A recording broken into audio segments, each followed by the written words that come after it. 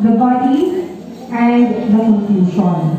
Introduction, body, conclusion. Introduction, body. So how do I begin? First is through editorial lead. Okay, editorial lead, like in the news story, is the showcase of the write-up. However, it is not considered the heart of the story, unlike in the news. Okay? How you read, it doesn't, di ba, news and discussion yung Miss Annie, a news lead, it is the heart of your story, the heart of your article. However, I'm sorry, not however, but editorial, the heart of the story doesn't or can't be found lead.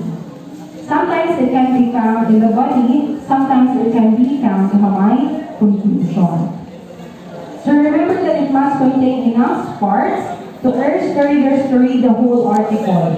A flat, dull, and dragging read will really turn readers away.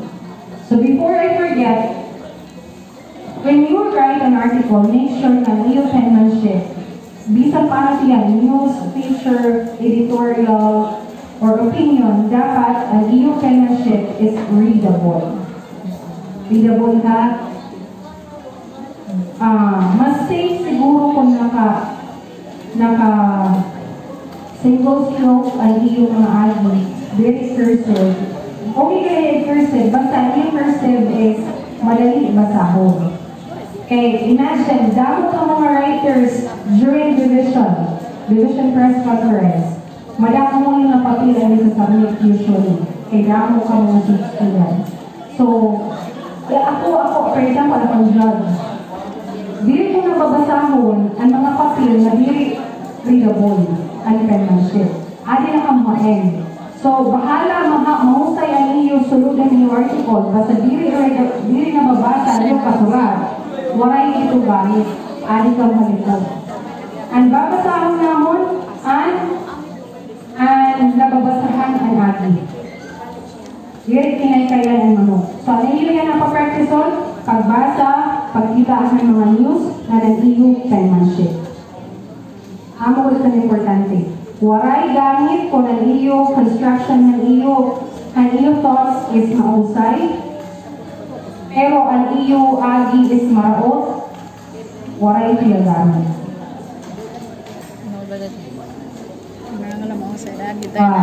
And going back to the lead, make sure na yung lead ng iyong editorial is may part.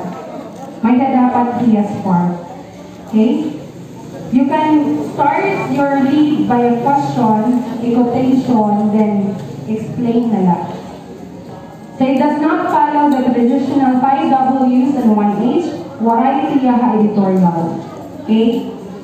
Editorial doesn't contain 5 WH and 1 H. Hamay. The editorial writer has more freedom to display his creativity than the news writer in the writing of the lead.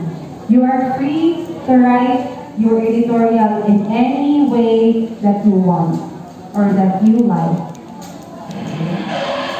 So the opening statement must be brief. So it may consist only of the news on which the editorial is based or the topic or problem to be taken up. Maybe you can have this one, emphatic statement or maxim. Do you know what is empathy?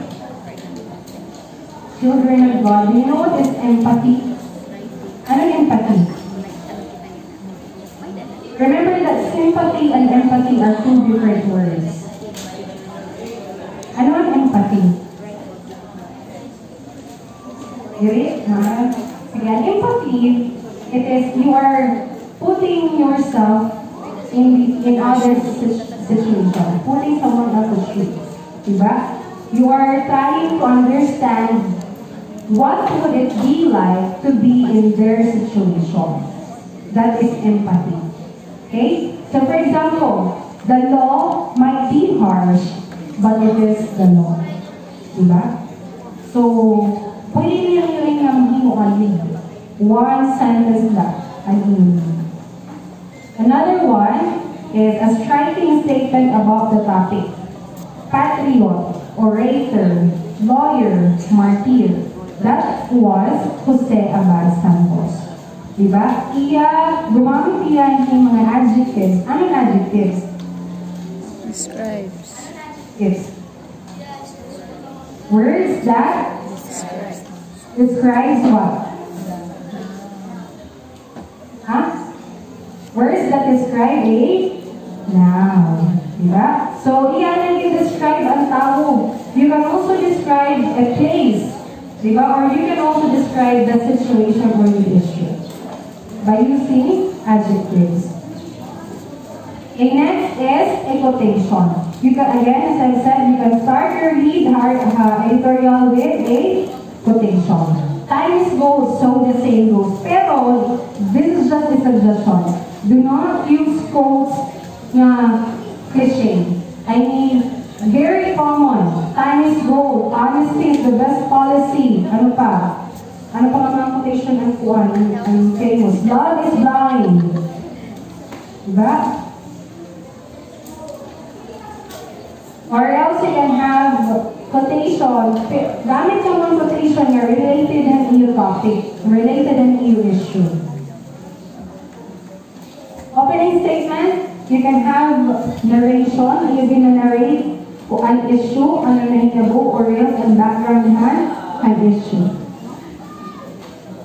Then an order. You can start like go out and go. Just 4 words lang. Go out and go. Diba? Then proceed na ka muna ng body. Or else you can start it with a question. Mas maupay start ka muna question because at your body, you're just going to answer the question na even raised sa mga diba? For example, remember the legend of the poinsettia and the story of the sanctuary bells?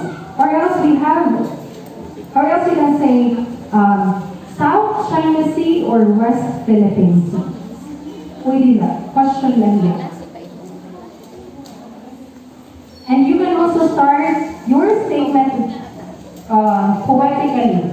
So in the dark depths of man's labyrinth of fears may lie hidden array of hope which man in his despair over other problems may have overlooked.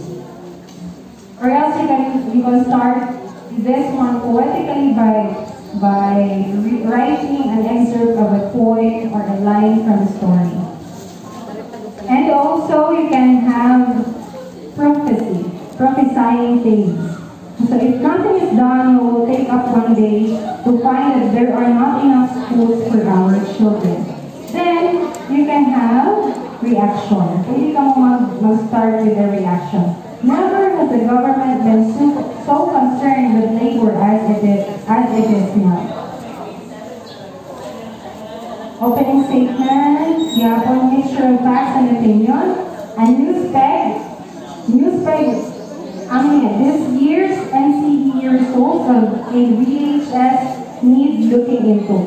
So, yung article kung ako man yung news, it is about the NCE result. Exactly to use depends upon the nature and purpose of your editorial. Depende ko talaga ang iyong opening statement na depende on what type of editorial are you going to write. And anong purpose ng